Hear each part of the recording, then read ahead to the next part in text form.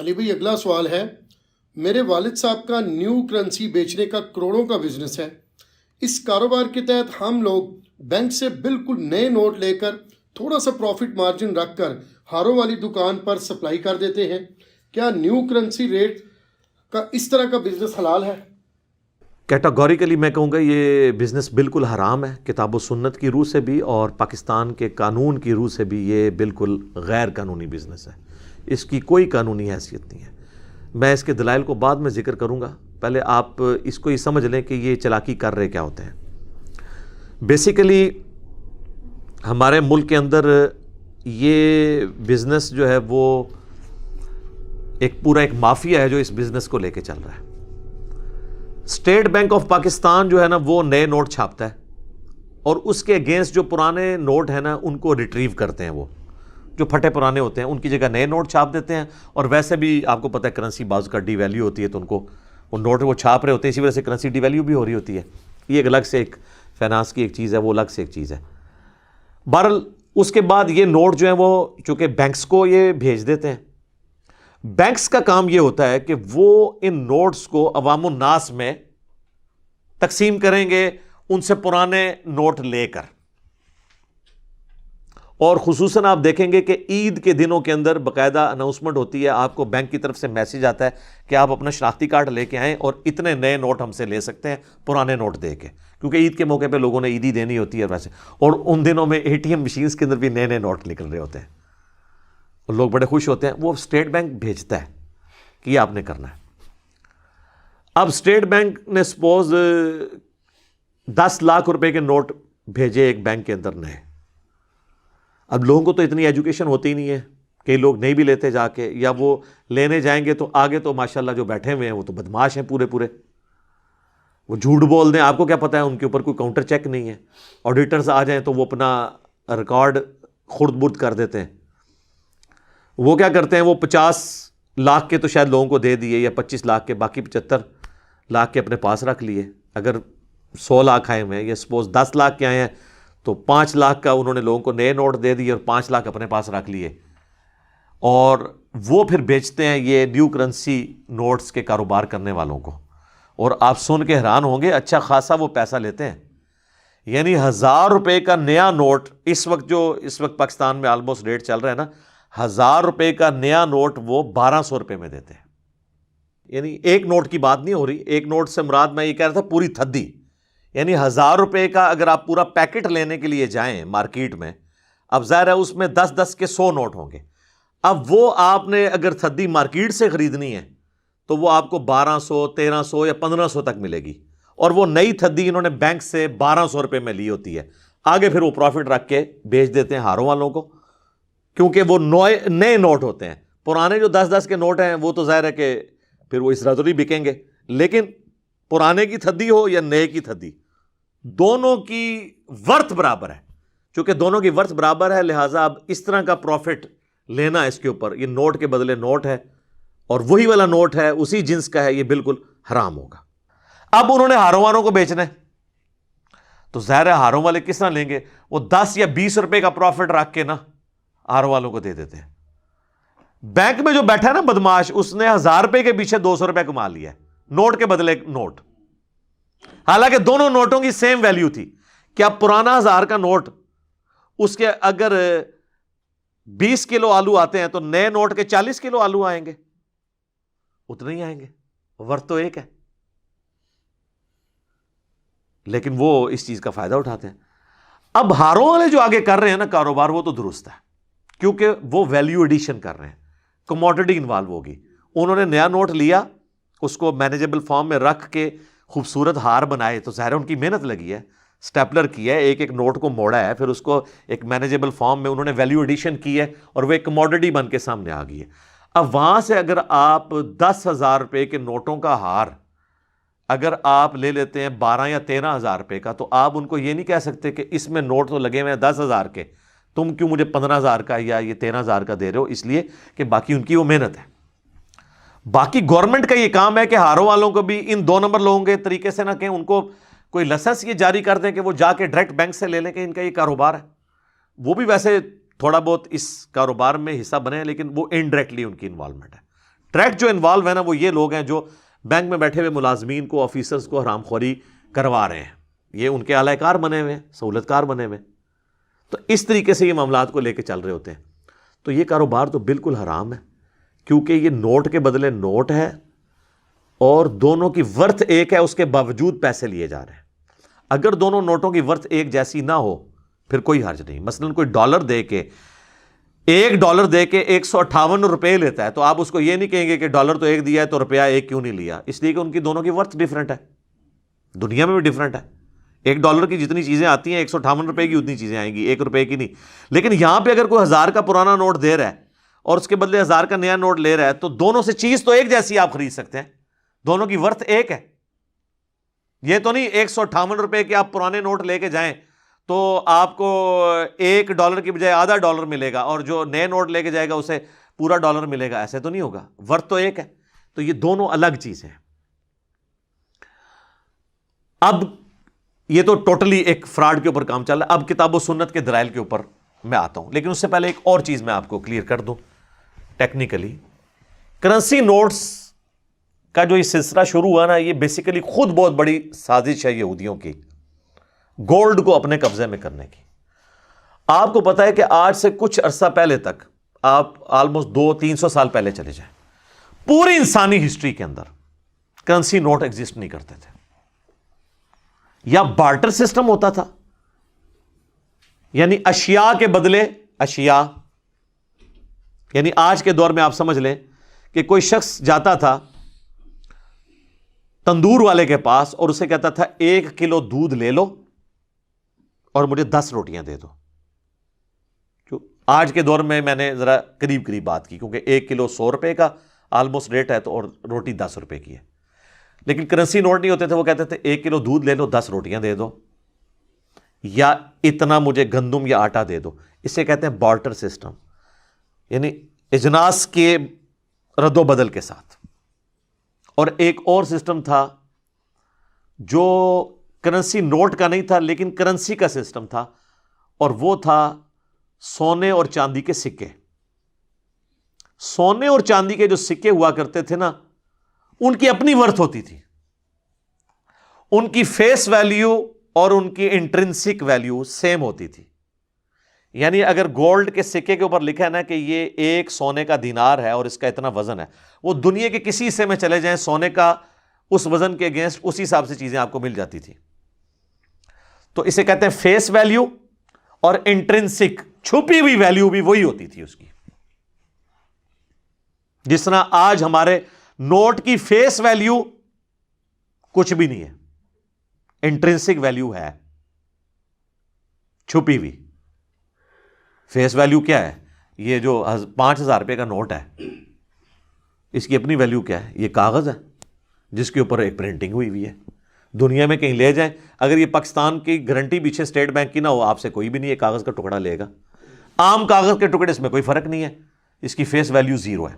لیکن intrinsic value, اس میں چھپی ہوئی ویلیو یہ ہے کہ اس کے اوپر لکھا ہوا ہے حکومت پاکستان کی ضمانت سے شائع ہوا ہے یا جاری ہوا ہے، اور نیچے لکھا ہوتا ہے حامل حاضہ کو مطالبہ پر ادا کرے گا. یہ نوٹ کو کبھی آپ غور سے پڑھیں، اس میں لکھا ہوتا ہے یعنی حامل حاضہ جو اسے پوزیس کیے ہوئے ہیں نوٹ کو، اسے مطالبہ پر اسٹیٹ بینک ادا کرے گا اتنا سونا.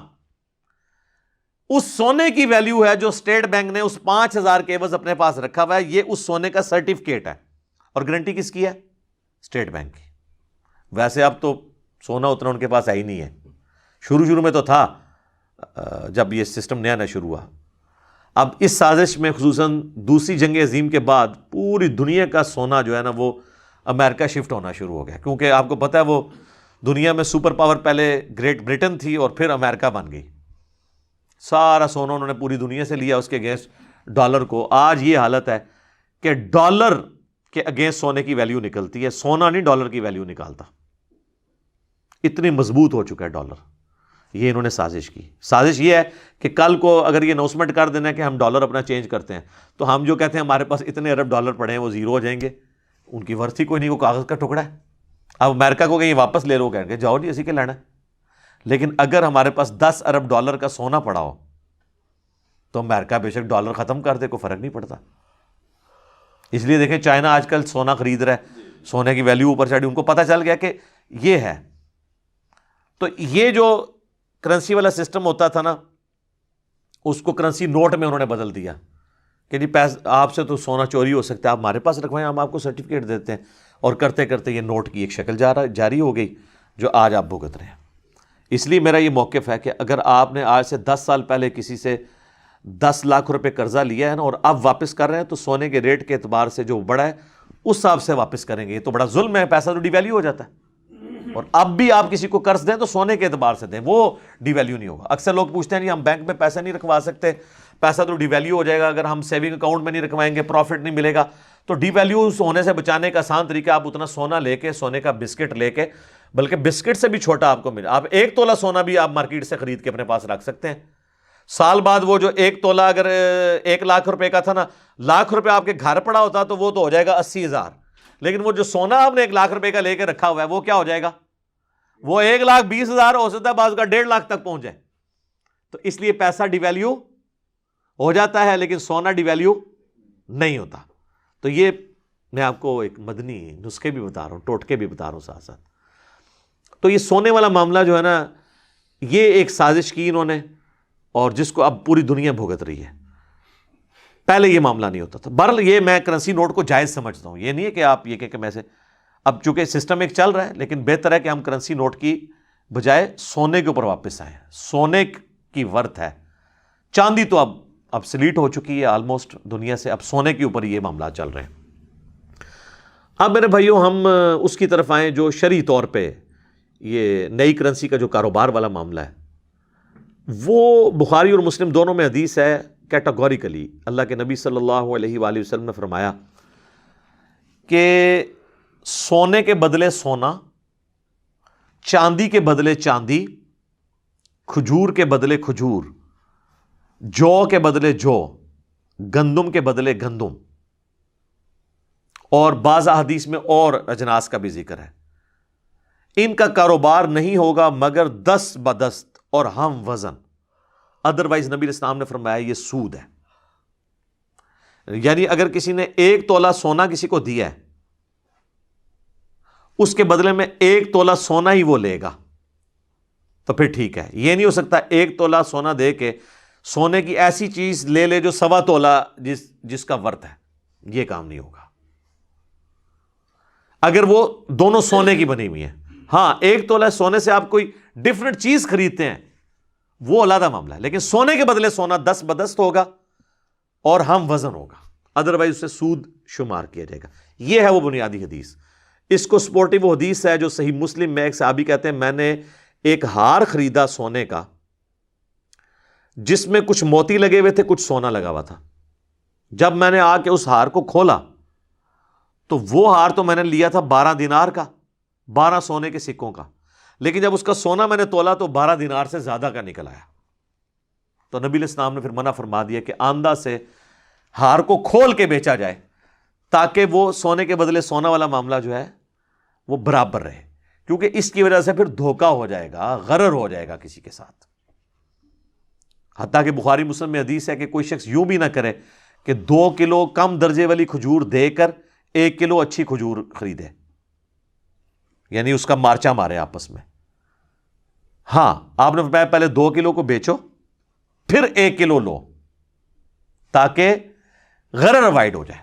یا اس حدیث میں موجود ہے کہ اس 2 کی قیمت لگوا لو پھر اس کے اگینسٹ اس 1 کو لے لو. یہ بھی درست ہے. یہ نہیں کہ اس کو اب جا کے اب بیچنا ہی ضروری ہو جائے گا, قیمت لگوا لو اور اس میں غرر نہ ہو. تو مارچا درست بھی ہوتا ہے بشرطے کہ اس کی قیمت لگ جائے. جیسے کئی لوگ کہتے ہیں یہ پرانی گاڑی میری لے لو, اتنے پیسے اوپر لے لو, لیکن وہ گاڑی کی قیمت لگوائیں اس کے بعد کریں. اگر ویسے آپ اندازے سے کریں گے آپ وہ پرانی گاڑی لے لے, کل کو بیچنے جائے تو آپ نے تو اس کے پیچھے اتنے پیسے کٹوائے ہوئے ہوں.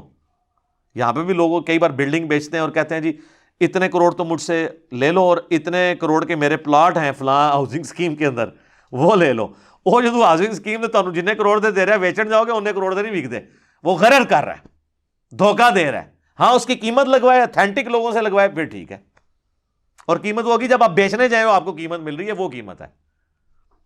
تو اس وجہ سے غرر کو اوائڈ کرنے کے لیے قبضے میں مال لینا ضروری ہے.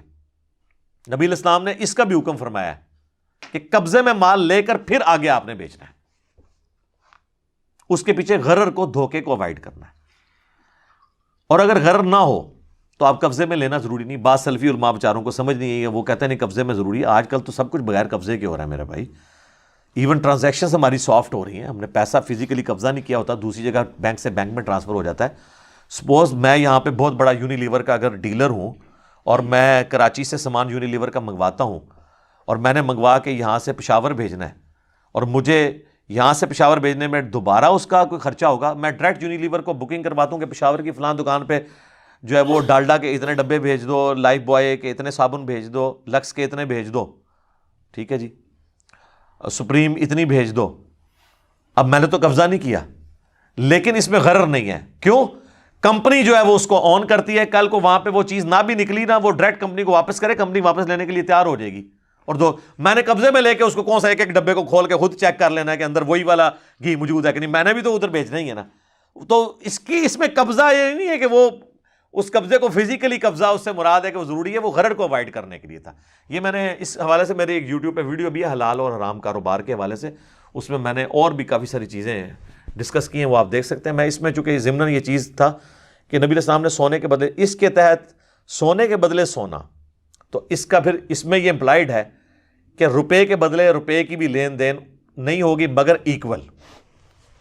ڈالر کے بدلے ڈالر مگر ایکول. یہ نہیں کہ ڈالر کا پرانا نوٹ جو ہے وہ $1.25 کا ہوگا، $1 کا ہوگا، اور جو نیا نوٹ ہے وہ $1.25 کا ہوگا. وہ سود ہو جائے گا، وہ غلط ہو جائے گا.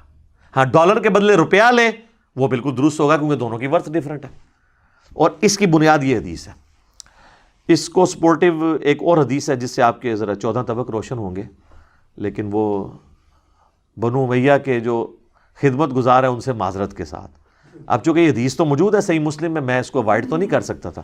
صحیح مسلم میں حدیث ہے کہ حضرت امیر معاویہ رضی اللہ تعالیٰ عنہ کے دور میں جہادی سفر کے دوران حضرت معاویہ رضی اللہ تعالیٰ عنہ نے فوجیوں کی جو تنخواہیں تھیں نا، اس کے عوض ان کو کہا کہ بیت المال میں جو سونے اور چاندی کے برتن پڑے ہوئے ہیں جو ہمارے پاس آئے ہوئے ہیں رومن امپائر سے، تو اپنی اپنی تنخواہ کے عوض جو ہے نا آپ سونے اور چاندی کے برتن اٹھا لیں وہاں سے.